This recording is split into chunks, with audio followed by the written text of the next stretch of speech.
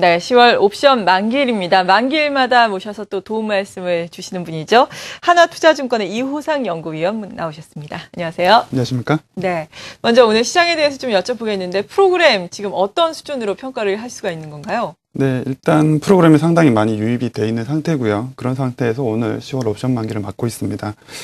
지난 7월 말부터 베이시스가 좋아져서 최근까지가 유지가 되고 있는데 당시에 이론 베이시스보다 한 2배 정도 선물이 고평가되어 있었습니다. 이때 외국인들 중심으로 차익거래 매수가 많이 유입이 됐고요. 총 유입된 규모가 외국인들만 대략 한 7월 27일부터 지금까지 한 11조 원, 상당히 큰 규모고요. 이 동안에 코스피 순매수한 규모가 채 11조 원이 되지 않기 때문에 결과적으로 외국인들은 프로그램을 통해서 주로 한국 주식을 매수하고 있다고 볼 수가 있겠습니다. 특히 외국인 차익 거래는 베이시스 상승과 더불어서 환율과도 상당히 밀접한 관계를 갖고 있는데요. 외국인들이 차익 거래에서 한국 주식을 샀을 때 환율이 떨어지게 되면, 즉 원화 가치가 상승하게 되니까 추가로 환차익이 생기게 되죠.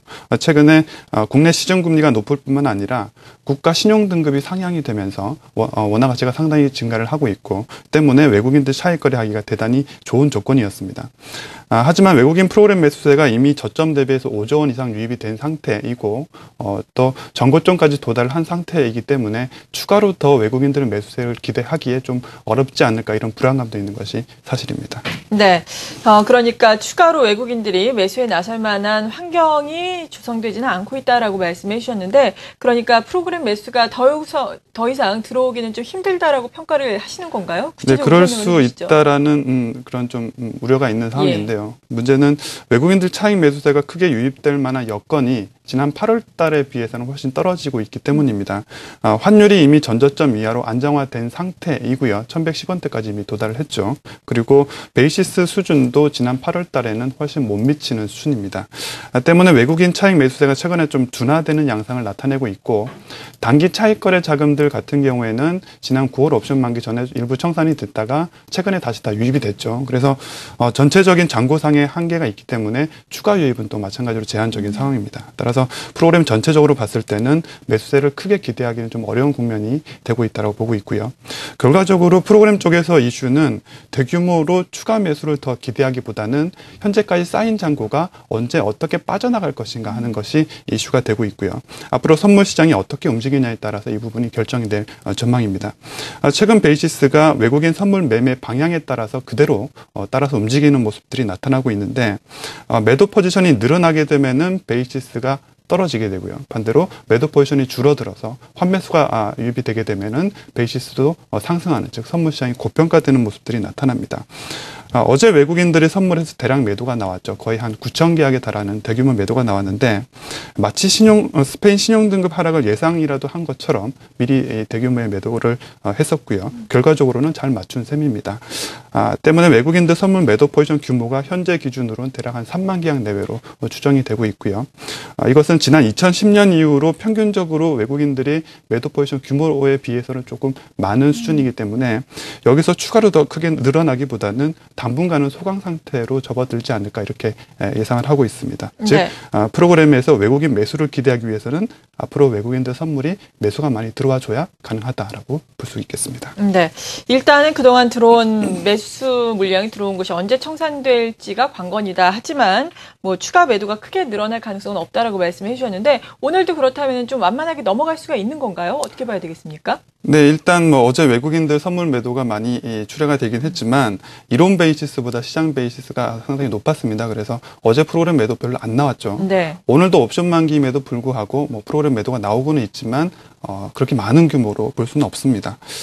결과적으로 베이시스가 좀 무거운 측면이 있긴 하지만, 그래서 베이시스가 조금 더 하락을 하고 있긴 하지만 대규모 물량이 출회될 가능성은 현재는 높지 않다라고 보고 있는데요. 그래도 오늘이 옵션 만기이기 때문에 종가까지는 계속 컨버전 물량들이 증가할 가능성에 대해서는 주의를 하실 필요가 있습니다.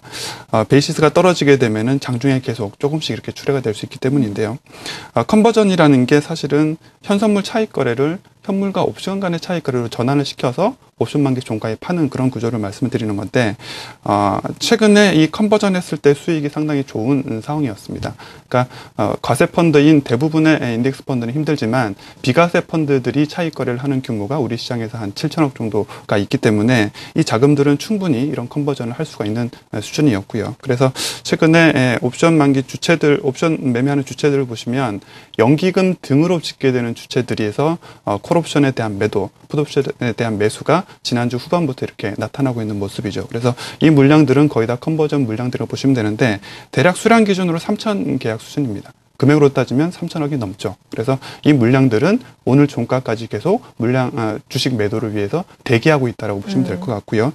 뭐 아직 확실하게 종가의 주식을 팔 것이다라고 결정된 것은 아니지만 종가까지 계속 부담이 될 수 있기 때문에 주의를 하실 필요는 있을 것 같습니다. 네, 종가까지 이러한 부분 봐야 되겠고요. 옵션 만기 이후에는 어떻게 우리가 전망을 해봐야 될까요? 네, 뭐 전망이 쉽지는 않습니다만 가장 재밌는 지표가 최근에 야간 선물 동향 보시면 참고가 되실 것 같습니다.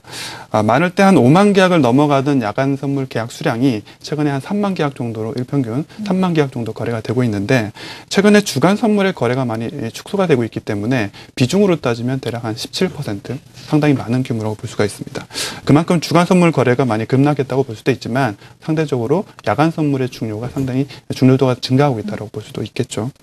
최근에 외국인들이 주간 현물 매수보다 야간 현물 매수를 먼저 하는 특성들이 나타나고 있는데 최근 한 열흘 정도 보시면은 야간 선물에서 매도가 나타나고 있는 모습입니다. 네. 지난 7월 말에 증시가 반등하기 전에 야간 선물에서 매수가 먼저 집계가 됐었기 때문에 최근에 매도로 돌아선 것이 주간 현물 매도세로 좀 이어지지 않을까 이런 우려감도 있는 것이 사실이거든요. 그래서 앞으로 야간 선물에서 특히 야간 선물에서 외국인 포지션이 어떻게 변화될 것인지 보시면 증시 판단하시는데 도움이 되실 것 같습니다. 네, 그러니까 야간 선물에서 외국인이 매도를 하면 현물 시장에서도 매도를 할 것이다라고 전망을 해보면 되는 거군요. 네, 뭐 시차가 좀 있습니다. 최대 한 달 정도 시차는 있는데 그런 연관성이 상당히 높게 최근에 나타나고 있는 모습이다라고 볼 수 있습니다. 네, 잘 알겠습니다. 지금까지 한화투자증권의 이호상 연구위원이었습니다. 고맙습니다. 감사합니다.